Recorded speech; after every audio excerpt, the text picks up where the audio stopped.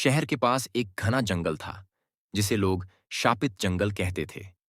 कहते हैं, जो भी उस जंगल में गया, वह या तो कभी लौटा नहीं या पागल होकर लौट आया। उस जंगल के बारे में अफवाह थी कि वहां अजीब घटनाएं होती हैं और रात को किसी के चीखने की आवाजें आती हैं। अदिति, एक जिज्ञासु और निडर लड़की, जिसने हाल ही में क्राइम और रहस्यों पर रिसर्च करना शुरू किया था, इस जंगल की सच्चाई जानने के लिए तैयार हो गई।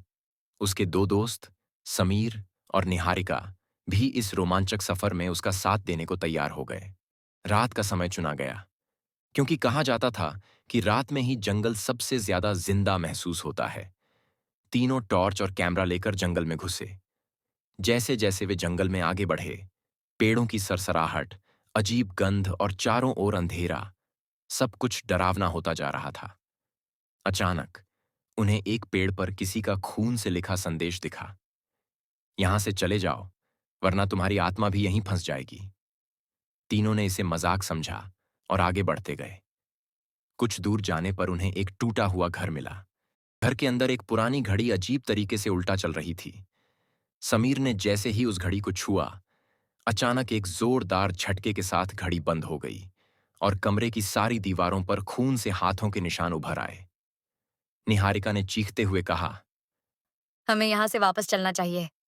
लेकिन अदिति ने उसे शांत कराया और कहा, यह सब डराने का तरीका है। हमें सच्चाई का पता लगाना होगा। आगे बढ़े तो उन्हें जमीन में छिपा एक गुप्त दरवाजा दिखा। दरवाजा खोलते ही सीढ़ियां नीचे किसी अंधेरी सुरंग की ओर जाती थीं। जैसे ही वे सुरंग में उतरे, उन्हें किसी के धीमे धीमे रोने की आवाज सुनाई दी। सुरंग के आखिरी हिस्से में एक कमरा था, जहां एक कुर्सी पर एक महिला की अधजली लाश बैठी थी। कमरे में दीवार पर लिखा था, मैं सिया हूं। मुझे इस गांव वालों ने डायन कहकर जला दिया। मेरी आत्मा तब तक मुक्त नहीं होगी, जब तक इस जंगल में आने वाले हर इंसान को मेरी यातना का अनुभव न हो। तीनों को एहसास हुआ कि यह जंगल किसी महिला की आत्मा से शापित है। तभी कमरे में अचानक दरवाजा बंद हो गया और वहीं अधजली महिला अदिति के सामने प्रकट हुई। उसकी आंखों से आग की लपटें निकल रही थीं। महिला ने गुस्से में कहा, तुम यहाँ क्यों आए हो? अदिति ने साहस से जवाब दिया, हम यहाँ तुम्हारी सच्चाई जानने आए हैं। अगर तुम्हारे साथ अन्याय हुआ है, तो हम तुम्हारी मदद करेंगे। महिला की आत्मा शांत हो गई और उसने बताया कि गांव वालों ने उसे निर्दोष होते हुए भी डायन घोषित कर दिया था। तभी से वह अपनी यातनाओं का बदला लेने के लिए इस जंगल में आत्मा बनकर रह रही है। अदिति ने आत्मा को वादा किया कि वह उसकी कहानी को सबके सामने लाएगी और उसके लिए न्याय की मांग करेगी।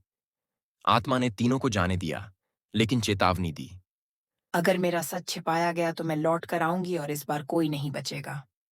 अदिति ने शहर लौटकर इस शापित जंगल और सिया की कहानी को उजागर किया। धीरे धीरे जंगल को सुरक्षित और शांत कर दिया गया। लेकिन आज भी अगर कोई उस जंगल में रात को जाता है, तो उसे सिया की धीमी धीमी सिसकियों की आवाजें सुनाई देती हैं।